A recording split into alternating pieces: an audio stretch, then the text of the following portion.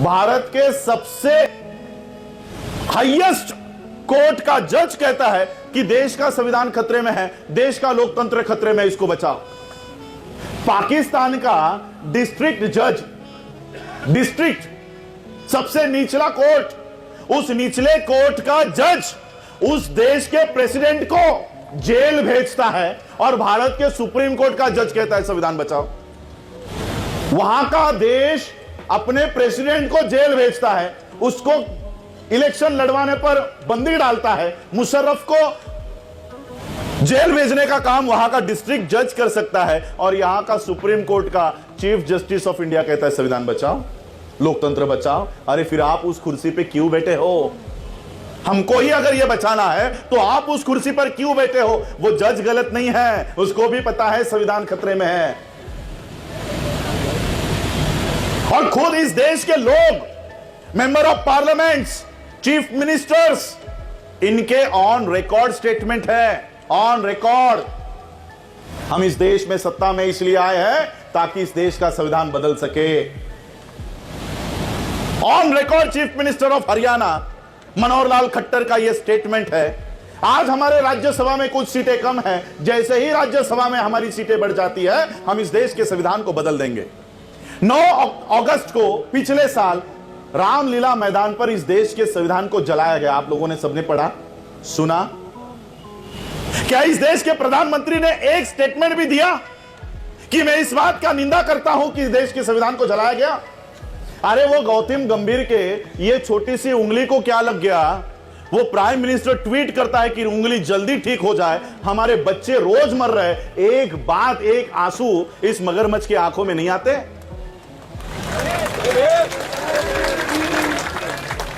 ये मैं खास मंगाया। नरेंद्र मोदी अमेरिका में है, गुणगान गा रहे हैं, ये लेके आया हूं मैं। आज 25 तारीख को मैं निकल रहा हूं अमेरिका। ये पिटीशन है, 100 पेजेस की पिटीशन। कहां डाल रहा हूं? International court of justice. Baba Saheb ने संकल्प लिया था कि मैं इस देश में बराबरी लाऊंगा। हमको भी आज यह संकल्प लेना है। इस देश का संविधान हटाने के लिए, इस देश के संवैधानिक परिस्थितियों को हटाने के लिए इन्होंने ईवीएम बनाई, ईवीएम मैनेज की और संसद में जाकर ये बैठ गए। हमको यह संकल्प लेना है, अगर पूरे विश्व में ईवीएम का इस्तेमाल नहीं होता तो हम ईवीएम का इस्तेमाल क्यों कर रहे हैं? ये ईवीएम हटाने का संकल्प भी हमको इस देश, इस भूमि से लेकर जाना होगा। ये ईवीएम हटाने का पूरा कच्चा चिट्ठा मैं यहां से यूनाइटेड नेशन में दाखिल करूंगा और वहीं से लंदन के लिए जाऊंगा, जहां से बाबा साहब ने 1930, 31 और 32 में हमारे हक और अधिकार की लड़ाई लड़ी। उसी ब्रिटिश काउंसिल के सामने यह पिटीशन दाखिल करने जा रहा हूं।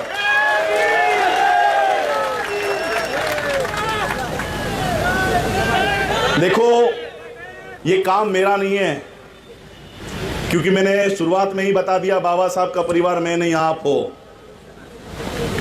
और यह लड़ाई लड़ने का काम बाबा साहब के परिवार को करना होगा।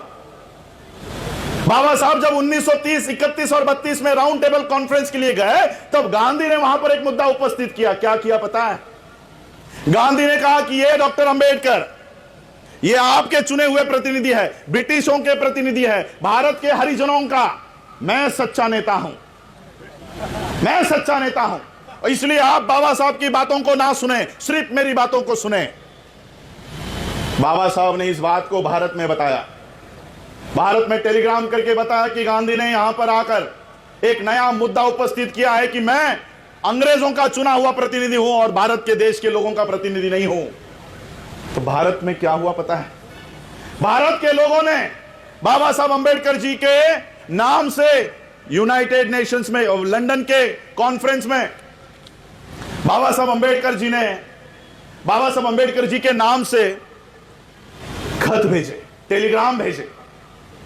और उस टेलीग्राम में मैसेज था कि ये जो गांधी यहां पर उपस्थित है, ये हमारा सच्चा प्रतिनिधि नहीं है, डॉक्टर बाबा साहब अंबेडकर हमारे सच्चे प्रतिनिधि है। और आपको अगर शक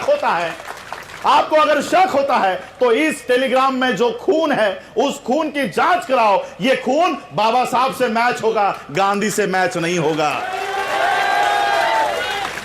और यही मुद्दा आज फिर लंदन के कॉन्फ्रेंस में उपस्थित होगा, यूनाइटेड नेशन के कॉन्फ्रेंस में उपस्थित होगा कि यह तो राजरत्न अंबेडकर की पर्सनल रिक्वेस्ट है।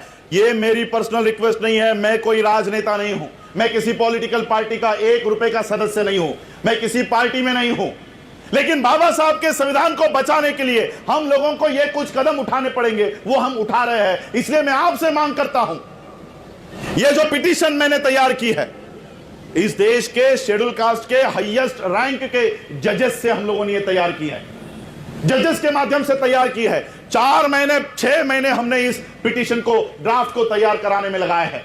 यह आज 25 तारीख को हम लोग जाएंगे और वहां पर दाखिल करेंगे, लेकिन यह मुद्दा वहां पर उपस्थित होगा कि यह केवल राजरत्न अंबेडकर कह रहा है, भारत के लोग नहीं कह रहे हैं। इसलिए मैं आपसे विनती करूंगा, यह जो ड्राफ्ट हमने बनाया है यह मेरे वेबसाइट पे मैं डालूंगा, वहां से आपको डाउनलोड करना है और इंटरनेशनल प्लेटफॉर्म पे उसका ईमेल दे दूंगा। उस ईमेल पे आप सभी को अपने अपने ईमेल से वहां पर फॉरवर्ड करना है। यह लड़ाई सिर्फ राजरत्न अंबेडकर की नहीं, पूरे देश भर में से करोड़ों email international court of justice में जाने चाहिए कि हमको ईवीएम नहीं चाहिए।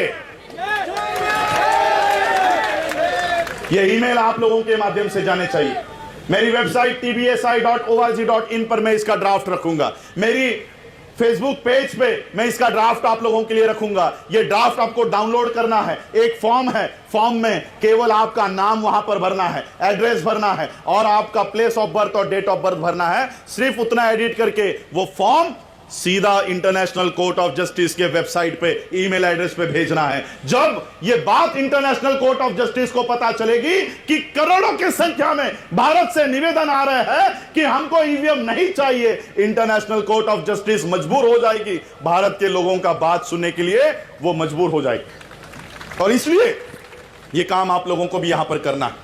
देखो क्यों इस देश की व्यवस्था को क्यों खतरा है बाबा साहब के संविधान से, क्यों बाबा साहब के संविधान को यह हटाना चाहती है।